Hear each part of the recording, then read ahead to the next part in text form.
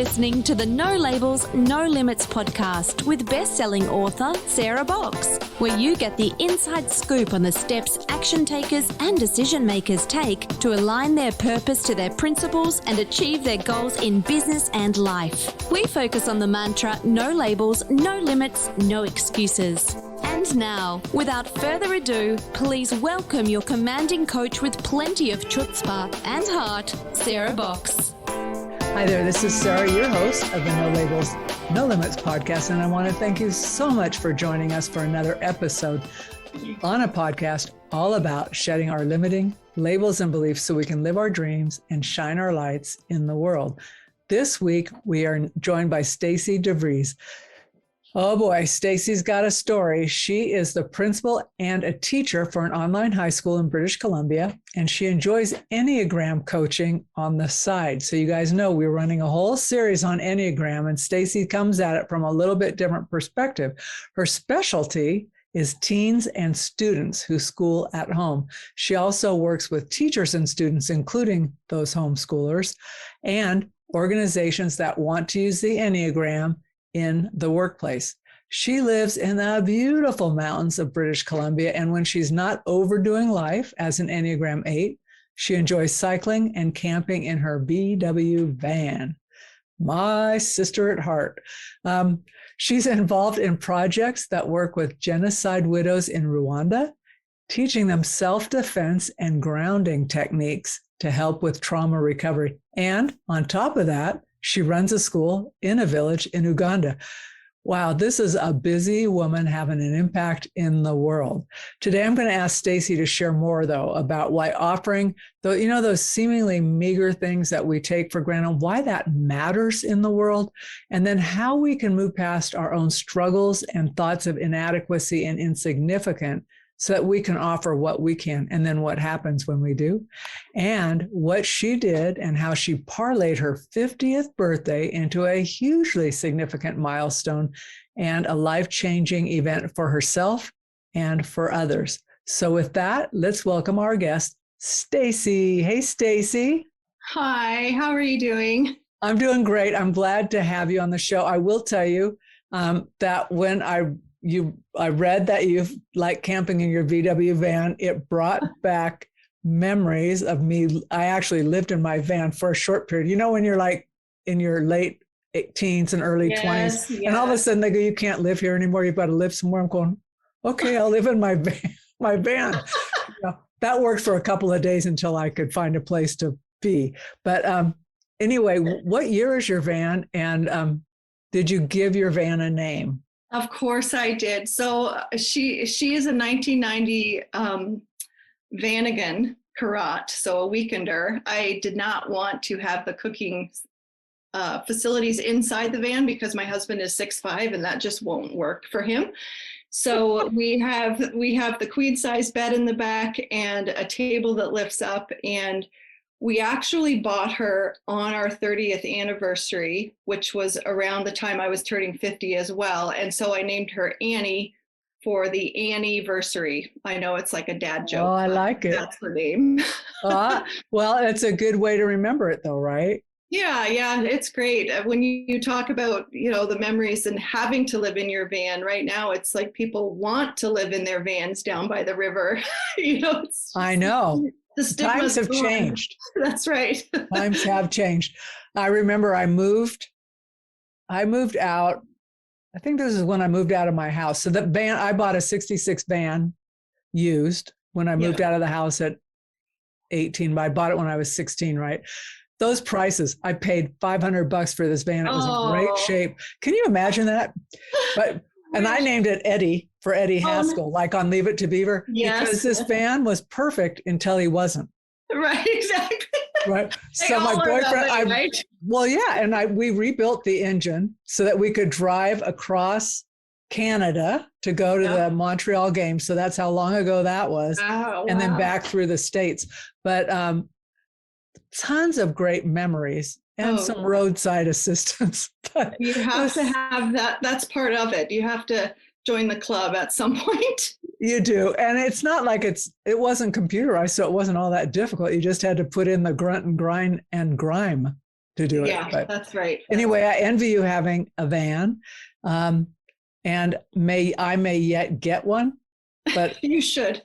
well, right now I'm a little spoiled, but I would, that would be super fun. Yeah. So Yeah. let's get on to the podcast. But when I saw that, I thought, oh my God, this is great. And what a beautiful part of the country. Yeah. Yeah. So start a bit about your background. I know you're a teacher, a principal. How did you come to know and use the Enneagram? What was the intersection of those things?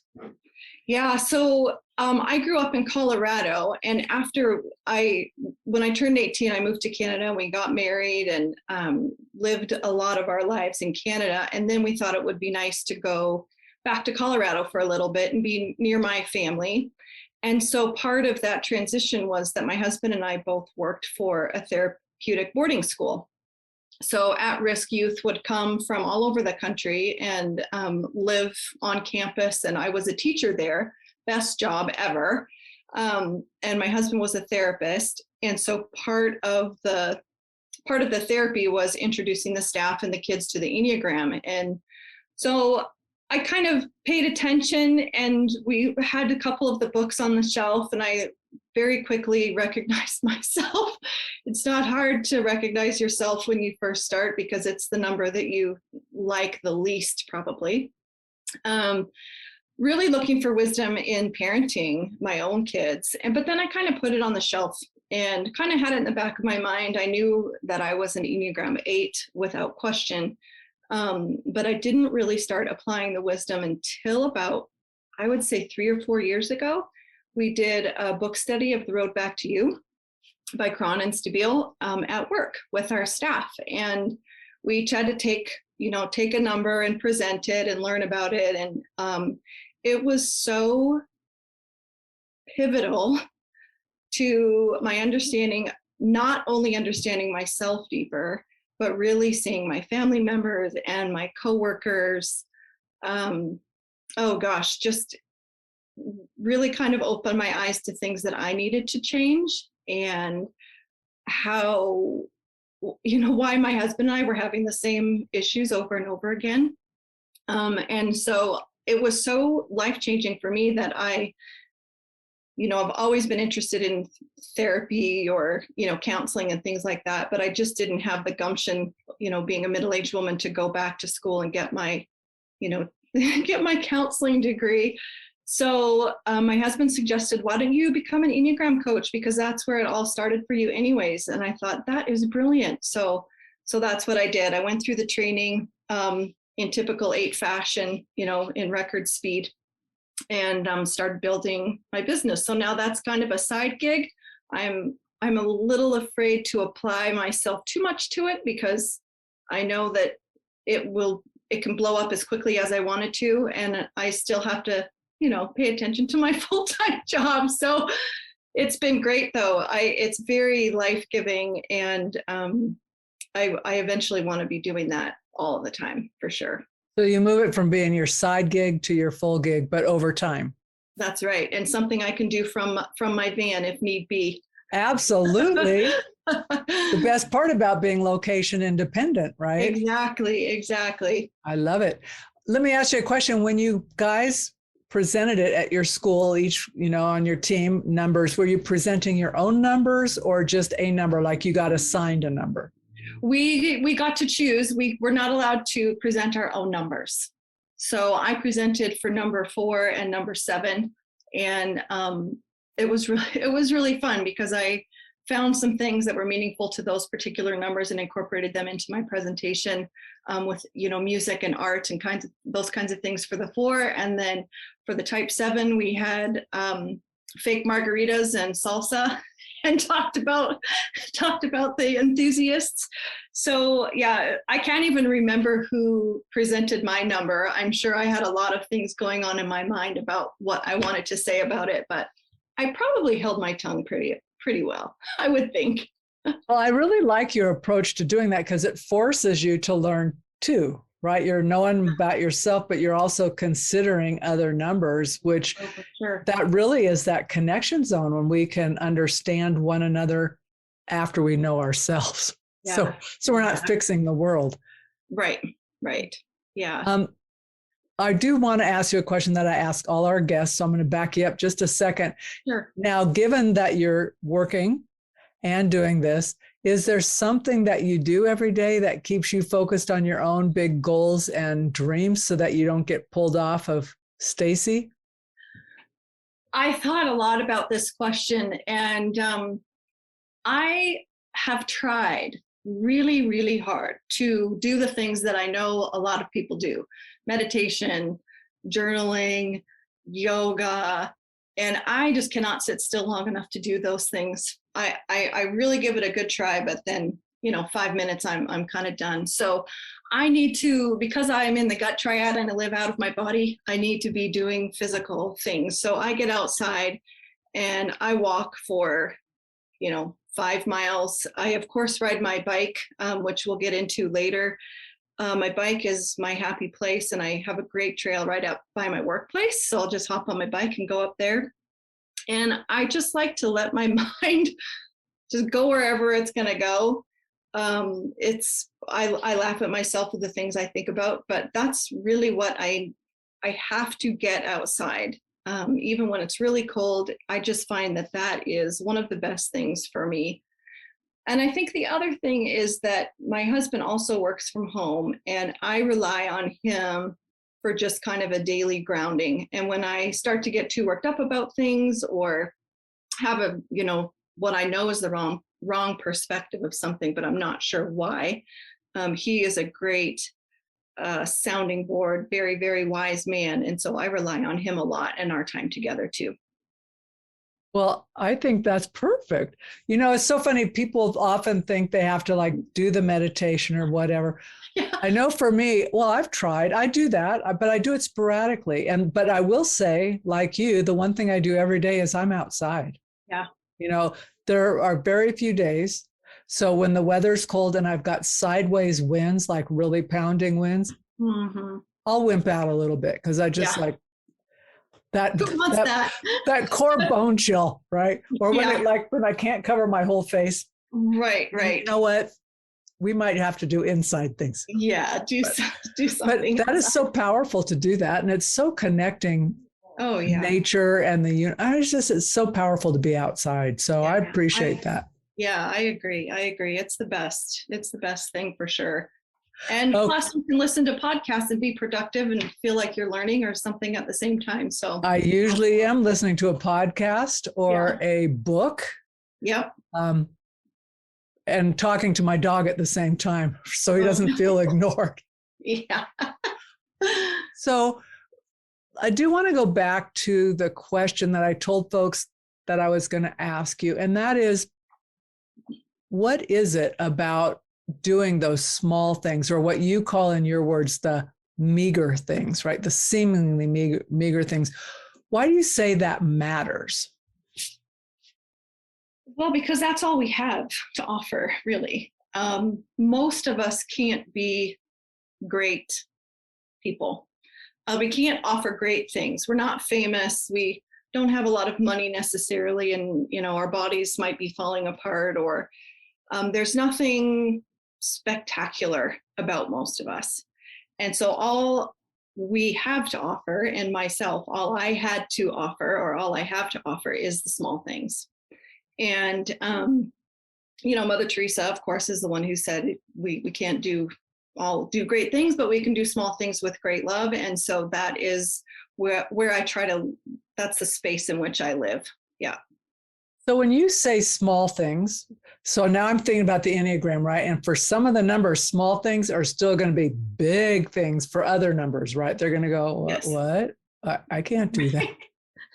So give me an example of a couple of your ideas of what small things are that you've done that you've seen go, whoa, that made a difference.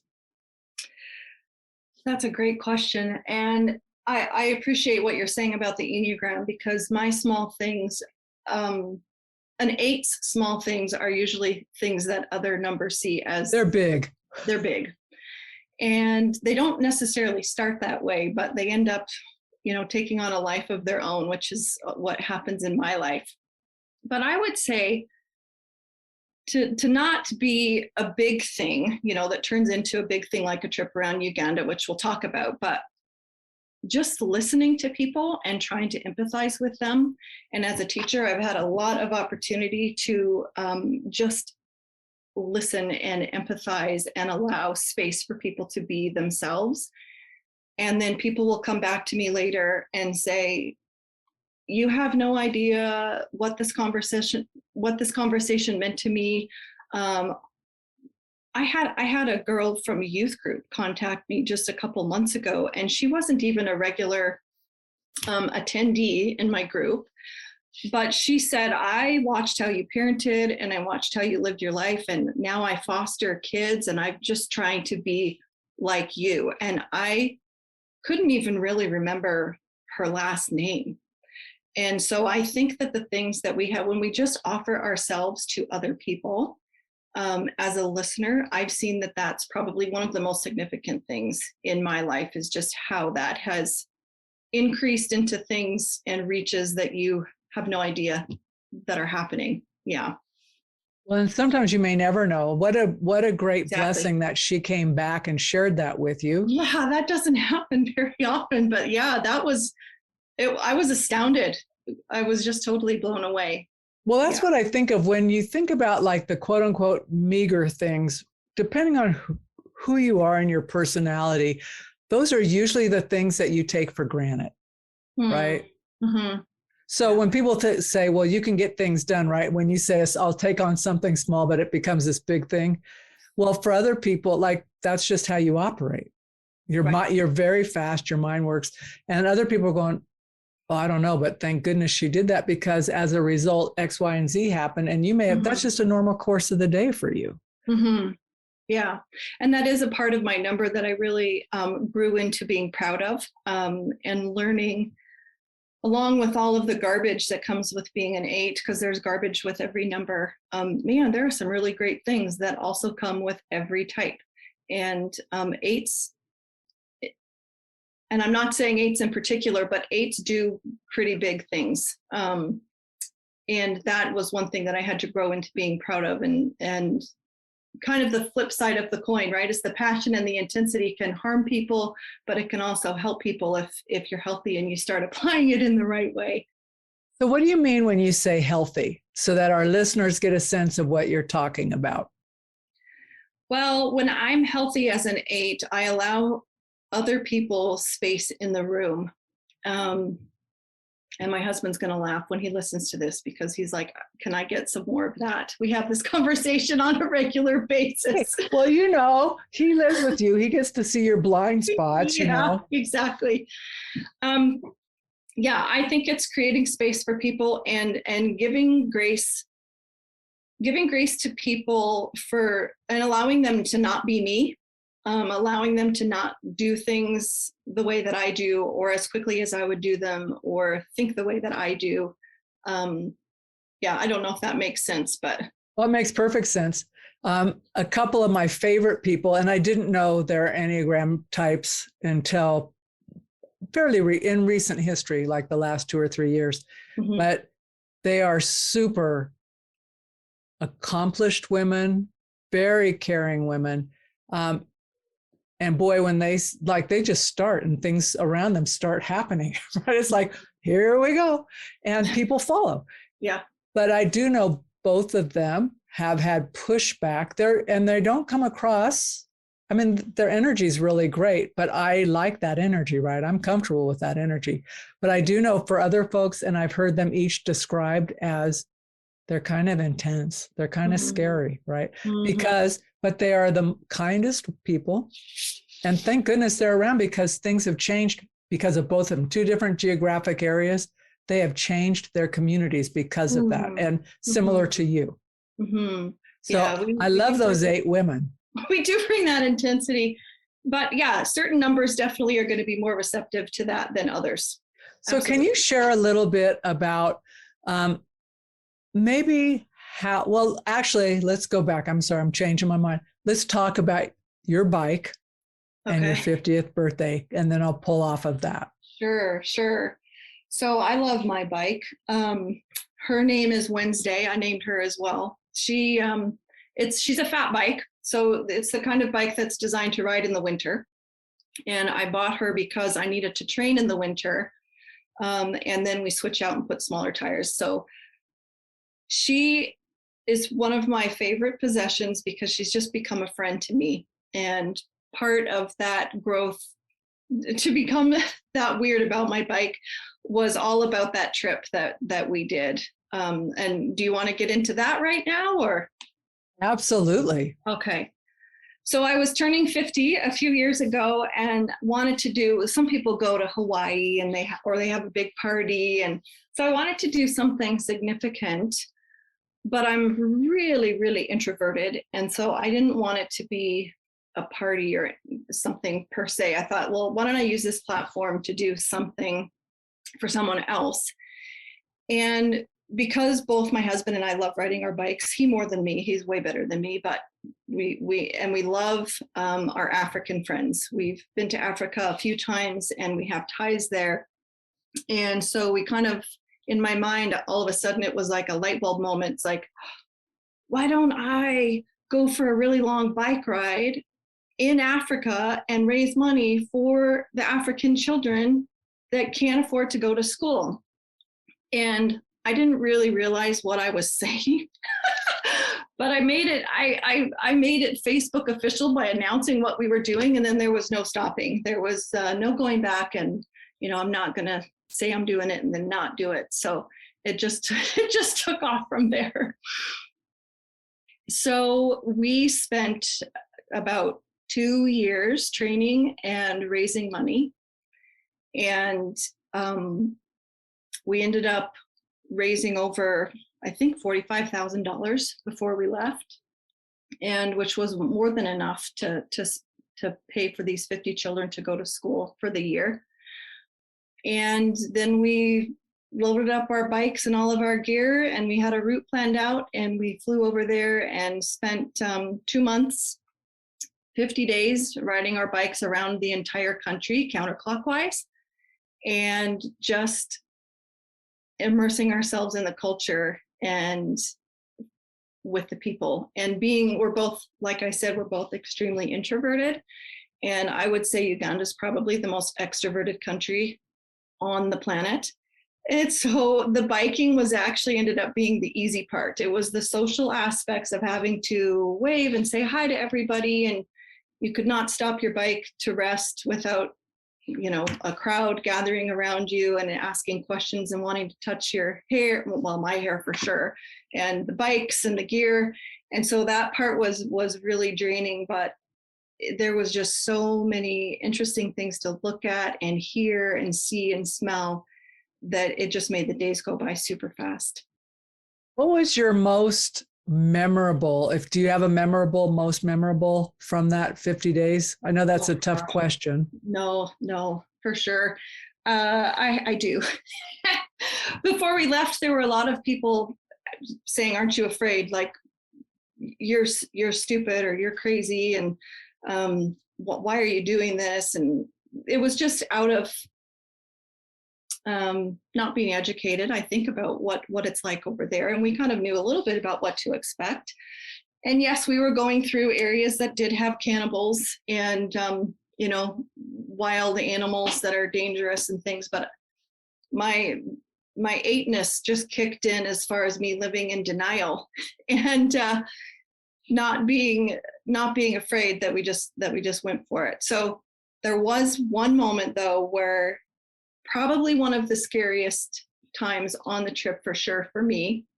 And when I look back at it now, everything would have been fine. But we were coming into a village and we would usually ride for a couple of hours and then stop for a Coke. You can get Coke or water, whatever, everywhere. And so we stopped for a Coke, and because we were riding our bikes on the opposite side of the road, because they ride opposite of Canada and North America, we crossed the road to turn in. And then when we left, John was still adjusting things on his bike and joking with some kids. And he would always give me a head start because I'm so much slower than him. Why don't you get started and just ride and I'll catch you? And so when I left the shop, I went the wrong way on the road. and started going back the direction that we had just come from. And because, the dirt is red everywhere and the trees look the same, it did not register to me that I was seeing the same things. And so I got pretty far away and realized he's not coming. I was looking back, and finally I stopped and just was waiting, and he's not coming. I'm thinking maybe he has a flat, or what is going on? And then I just heard this voice say, you need to go back. So I hopped on and I did not want to ride one extra meter of this trip. And so that's why I waited for so long. But I started riding back towards the shop, and I find the shop, and I'm saying, Tall Mzungu, where is he? And they said, well, he went that way, which was the opposite. And then it dawned on me that I had gone the wrong way. So now I have all kinds of energy hopping on my bike and riding like a bat out of hell trying to find him, knowing that he is riding his bike fast to try and catch me. And so like an adrenaline rush. Oh gosh, I was so scared because I didn't have any way to reach him. We only had one phone and I had it with me. So I start riding my bike and I just start praying.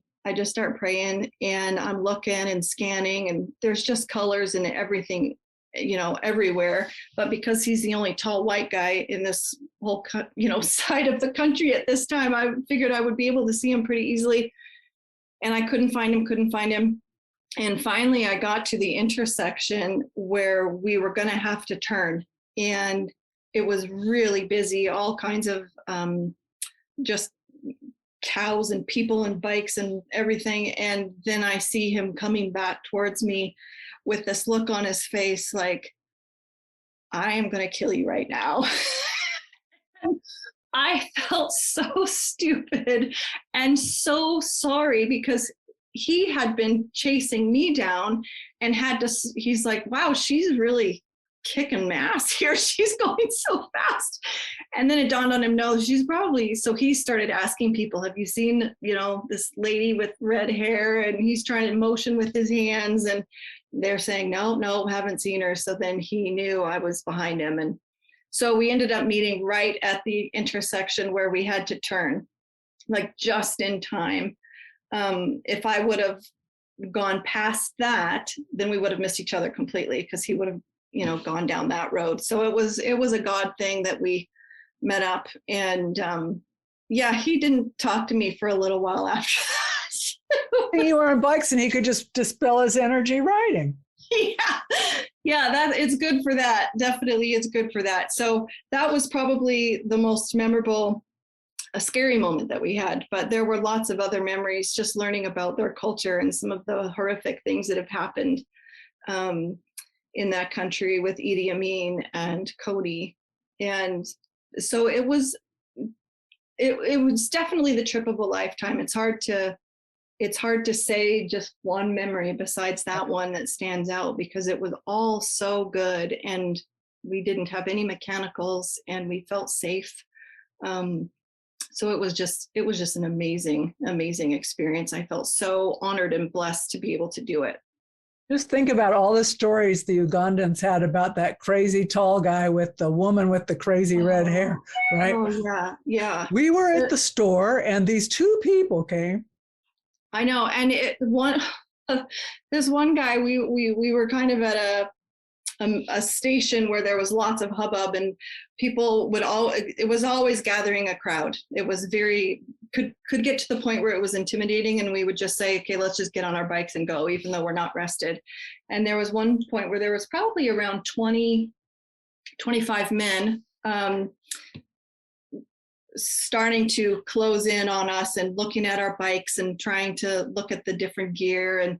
And one man was asking, give me money. And John just said, well, why don't you give me money? Does it look like I have money to give? I have no money. And the man said to him, well, okay, when you come back next year, you find me and give me $10. And John was like, okay, you got yourself a deal. If I ever do this again and find you in this village amongst all these people, I will give you $10. And the man was happy with that. Fair enough. Sounds like a good deal. Yeah. Okay, I'm going to turn left here. No pun intended. We're at an intersection, but I'm going to turn left and talk about the Enneagram. But I'm going to ask if we can dive into how you use it with your teens, because I know I asked, one of the things I asked pre-interview is like, what are the questions you get asked a lot? And I was amazed by the focus on teens, including what's wrong with my teen, right? Mm-hmm, mm-hmm. So how are you helping? Let's start with the parents, first. How do you help them understand their teen through the Enneagram, especially if they're really young and maybe don't even know their numbers all the way? Yeah, right. That's a great question. So I think it's super valuable, first of all, for the teen to understand their number, because it gives them some language around why they're doing what they're doing, why they're feeling left out or anxious, why they're maybe not getting along with their parents or seeing eye to eye with their siblings. And so I spend a lot of time just helping the teen understand what their number is. And I've seen, depending on what type they are, certain types are so freed by that knowledge, that knowing that there are other people out there like them. And then others have to struggle with the fact that they are that type and they don't want to be that type and they don't like it and they want to be another type. And so really moving deep into what they have to offer uniquely as their type. So can you share which, you said that some teens have struggle more than others with the type. What types are those typically that you see that like they feel the most invisible until they take and understand who they are more through the Enneagram? Yeah, in my experience, it's the type 4s, the romantics. And I think a lot of parents might look at their teens going through angsty situations and maybe some rebellion and automatically assume, oh, my kid's a 4, or they're so moody and it's like a roller coaster. But I think when a student is a true 4, because I really do think that 4s are the most misunderstood type on the Enneagram. 4s and 8s, actually, not to throw myself in there, but 4s for sure. And for them to have language around wanting to be seen and why they feel left out and that piece of them that they feel that they're missing, to realize that they're not missing anything is huge, but also that there are some other people who also feel like that they're not alone in feeling like that, has been, I would say, probably the most significant coaching I've done has been with either parents of 4s or type 4 students. So how do you help them move? I don't want to use the word stuck. That's what comes to mind, but they're not actually stuck. They're developing. Mm-hmm. And so, and honestly, I remember being a teen better than you think I would at this age.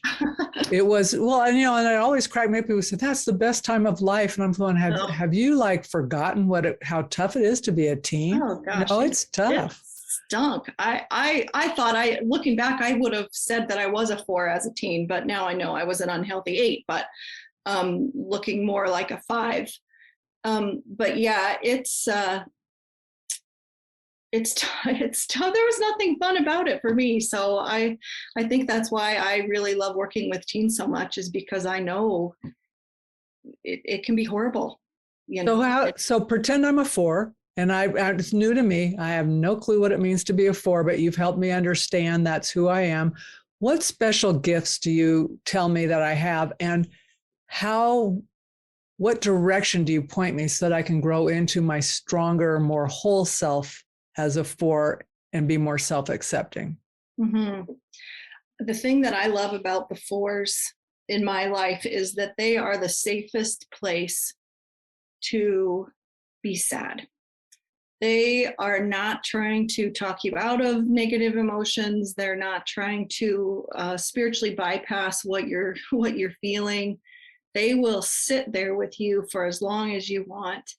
And that is a superpower that no other type has, is their willingness to go deep and to be authentic And I feel like today's culture must be really, really difficult for fours because it's all about pushing that stuff away, right? And filling yourself with experiences, or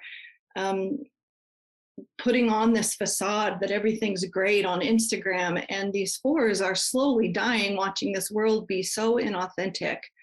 And so I think that fours are the most authentic type, and they offer the safest place when people are struggling.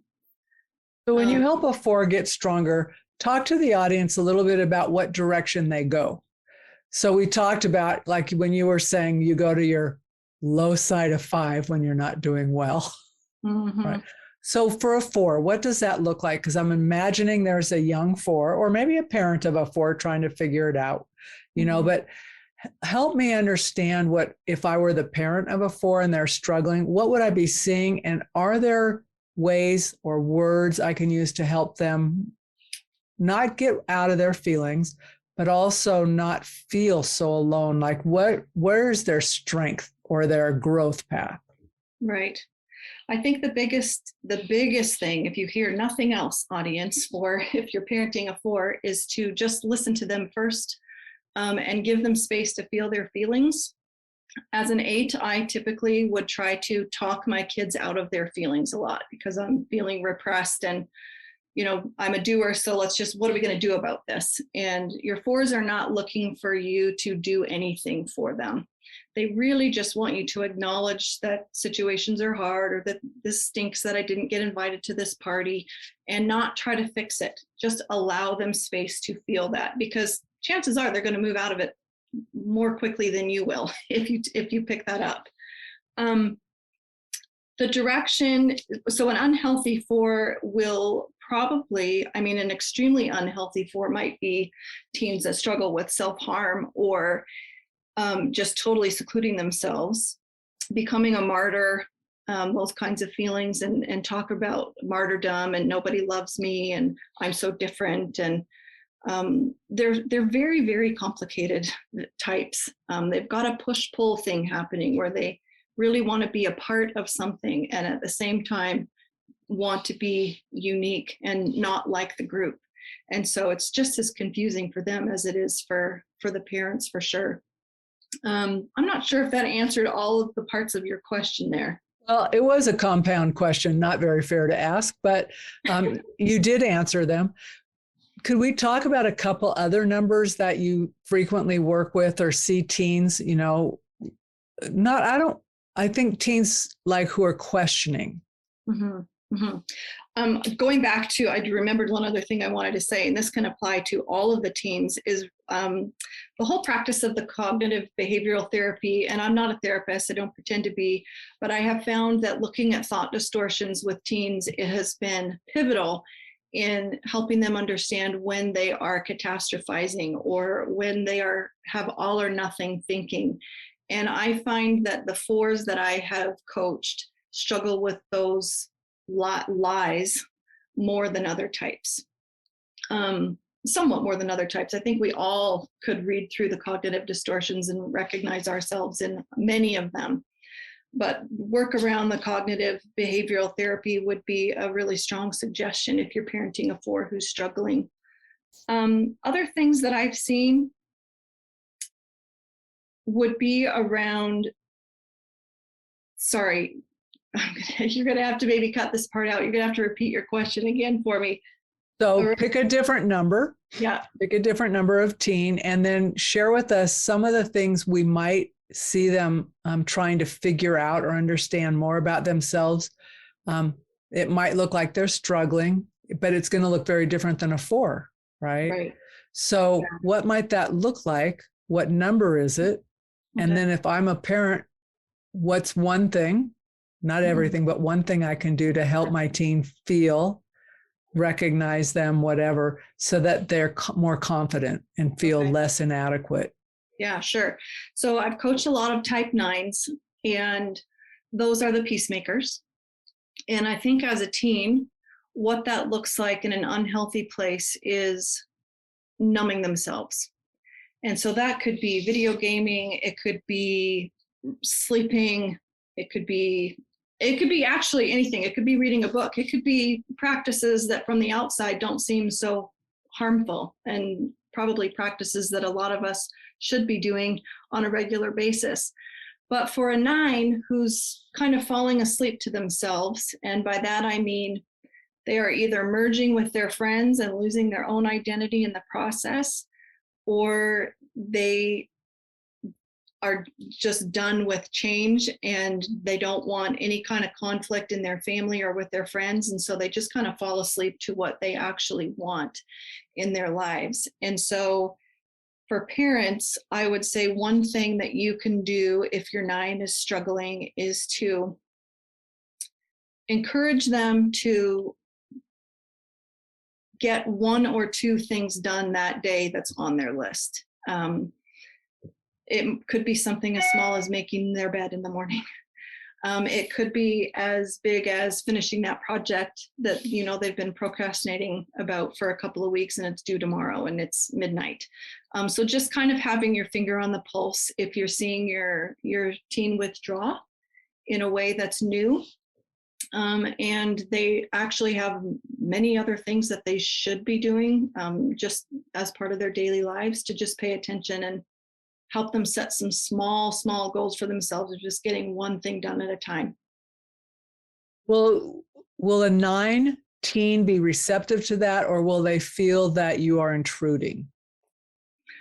Well, in my experience, the 9s have been really receptive to that, but there are the 9s who will say, yeah, sure, I'll do that. But then they have no intention of doing that whatsoever. It's their little way of getting out their anger and being passive aggressive.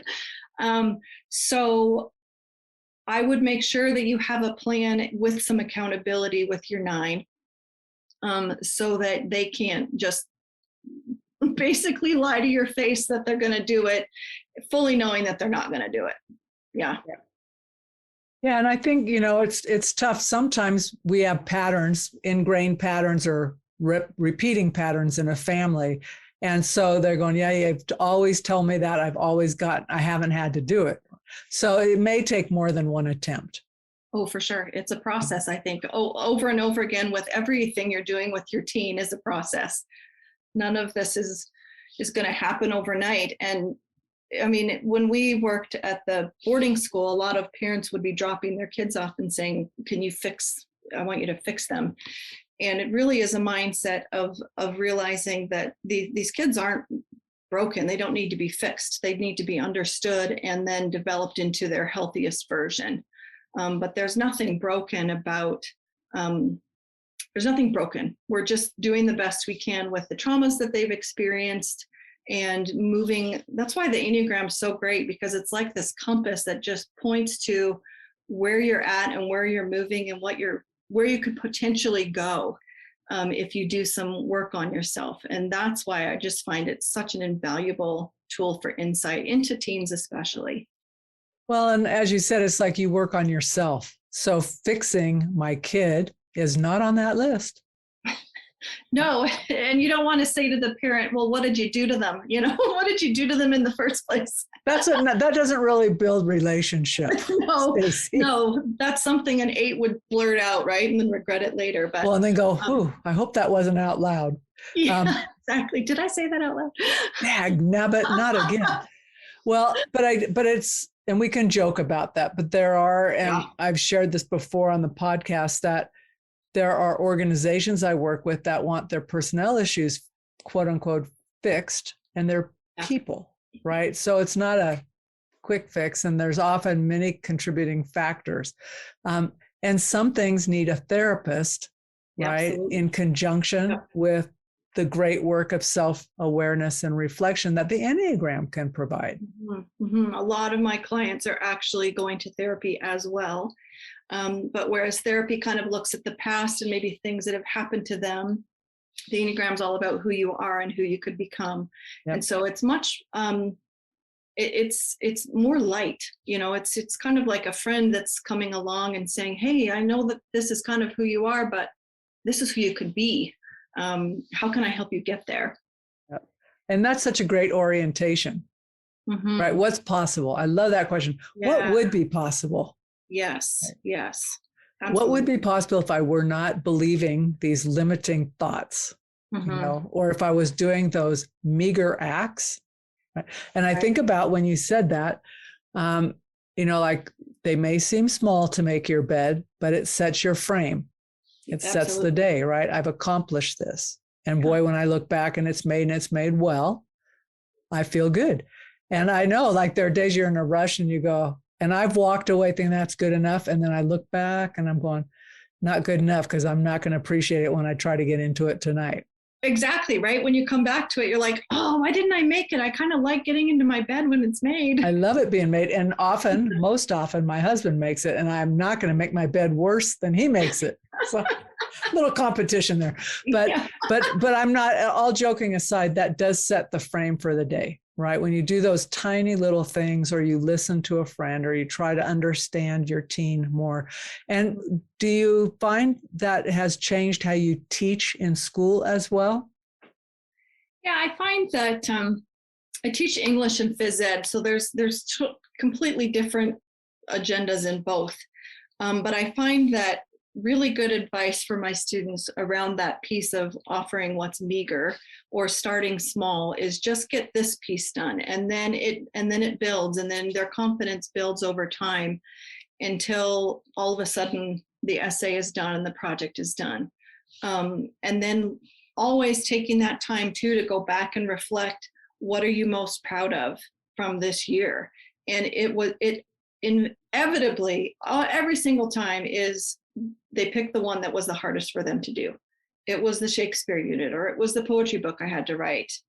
It's always the hard things that when you start small and you persevere and you dig into all that grit you can muster and get it done, those are always the things that you're the most proud of. And it's the same with our bike trip, right? It started small. I can ride a bike.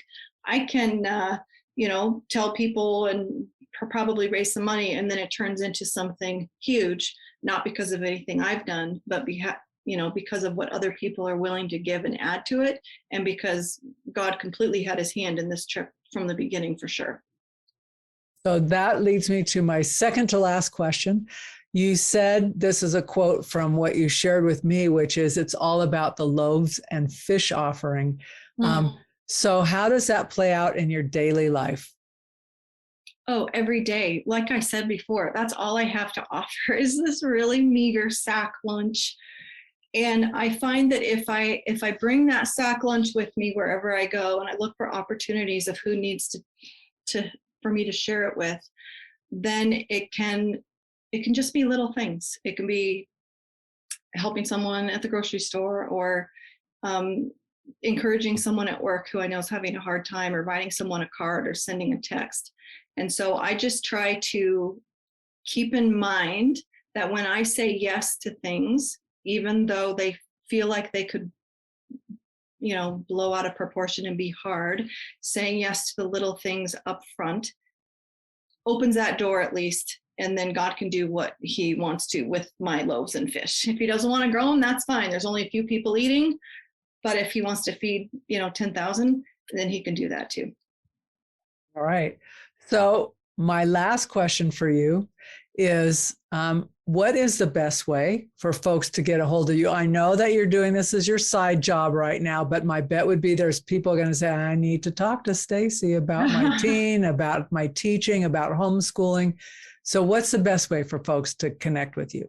Yeah, so thank you for asking that. So I am trying to put a lot of good content on Instagram. So my Instagram handle is @FreshTracksEnneagram.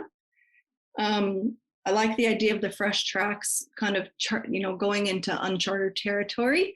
And then my website is freshtracksenneagram.com. And those would be the two. There's a contact link there, and you can read more about the Enneagram and more about me on my website. But Instagram is also good to just start a conversation. And what if folks want to help you out with your school in Uganda? Oh gosh, so I have a website for that too, actually. If they want to help with that, rather than overwhelm everybody with web addresses, they can reach out to me through those handles I just gave you, and I can steer them in the right direction. We are always looking for more support there because the needs are endless. Well, and congratulations on educating all those kids for a year. Yeah, thank you. Thank you. It's grown into, we've kept up with 12 of those original 50. And then we wanted to have something that was a little more sustainable and all in one place, because those 50 kids were kind of spread out all over the place. So we bought some land there of a school that was dilapidated. The kids were actually sitting in the trees when they were trying to do their lessons. And we're just concentrating all of our efforts on getting this school up to code. And we just passed our inspection with the Minister of Education. And people are now starting to pay attention and coming from all over wanting their kids to go to this school. So there's about 200 students, I think, and 10 staff right now. So it's growing. So do you need financial support for that? Oh yeah, we have sponsorships for students. We have sponsorships for teachers. We're trying to raise money right now for them to have school uniforms because that's such a huge status symbol and actually keeps the children safer as they're walking to and from school if they're wearing a school uniform. And, books and tables that they break and playground equipment, there's food. We feed them lunch every day. So yes, if they wanted to financially help, that project is called Get Schooled. And they can reach out to me if they're interested in hearing more about that. Even if they want to chat or talk about Africa, I'd love to have those conversations. I would encourage folks to do that. And I'm a big proponent of nonprofits doing good work locally in the States, in Canada, around the world. So folks, honestly, when I listened that their $45,000 educated those children for a year, that is not a lot of money when we all chip in a little. So reach out to Stacy on her pages, on her handles, and give a little, because wouldn't that be cool to know that you help those kids go to school? Yeah, it's great. It's great. All right, Miss Stacy, I want to thank you for being a guest on the podcast. I've enjoyed our time together. I love your story, and I will visualize you camping in your van. With my bike on the back. That's of course. All the good stuff's got to go with. Thank you so much, Sarah. Really enjoyed our conversation today. Thank you. My pleasure. You've been listening to the No Labels, No Limits podcast with best-selling author, change agent, and strategic vision coach, Sarah Box. You can grab the show notes and find out how to work with Sarah at sarahbox.com/No Labels, No Limits podcast. We'd love this podcast to reach as many people as possible. So please remember to rate, leave a 5-star review, and share the podcast with someone you think would get value from this conversation. Until next time, keep taking those daily action steps to align your purpose to your principles and achieve your goals in business and life.